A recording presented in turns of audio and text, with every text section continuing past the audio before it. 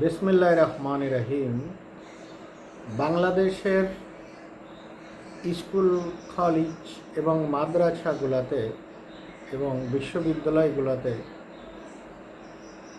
আমরা যদি ইংরেজি এবং আরবি ভাষাটা শেখার চেষ্টা করি, সেটা জাতির জন্য অনেকটা উপকার হবে।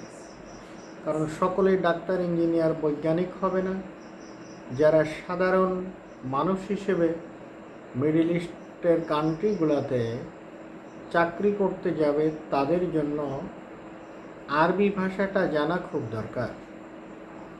কিন্তু সেকেন্ডারি লেভেলে আমাদের যে সকল শিক্ষক আরবির ইসলাম শিক্ষার শিক্ষক হিসেবে নিয়োগপ্রাপ্ত হন, তাদের কতজন নেটিভদের মতো সাধারণ আরবি বলতে পারে, এটা একটা বড় ধরনের প্রশ্ন। আমার মনে হয় 95% সেটা পারার কথা নয়। সেই জন্য সেকেন্ডারি লেভেলে ইসলামিক শিক্ষা বিষয়ে যে সকল শিক্ষক নিয়োগ প্রদান করা হয়, তাদের আরবিতে কথা বলতে পারে, সেটা নেটিভদের মতো সাধারণ কিছু কথা বলতে পারে, সেটা যদি আমাদের সেকেন্ডারি লেভেল স্টুডেন্টসদেরকে আমরা শেখাতে পারি, তাহলে তারা অনেক ভালো করবে আনস্কিল ম্যান পাওয়ার হিসেবে বাইরে যে কমিউনিকেশন করার জন্য। আরবি একটা গুরুত্বপূর্ণ ভাষা। সেই ক্ষেত্রে আমরা আরবি শেখাতে পারি আমাদের স্টুডেন্টদেরকে, সেই জন্য নেটিভদের মতো যাতে আরবি বলতে পারে।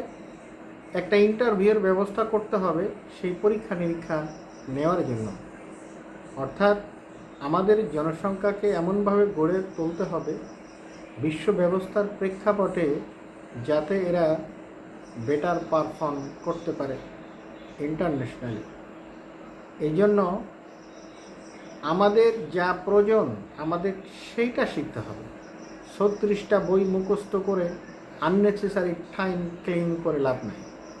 কর্মমুখী শিক্ষা দিলাম, সেখানে যে দেশে যাবে সেই দেশের ভাষাটা আমি তাদেরকে প্রিলিমিনারি স্টেজে যদি শেখাতে পারি, সেটা ওই মানুষের জন্য ওয়েল নেট অফ কমিউনিকেশন মেনটেনিংয়ের ক্ষেত্রে গুরুত্বপূর্ণ ভূমিকা পালন করবে।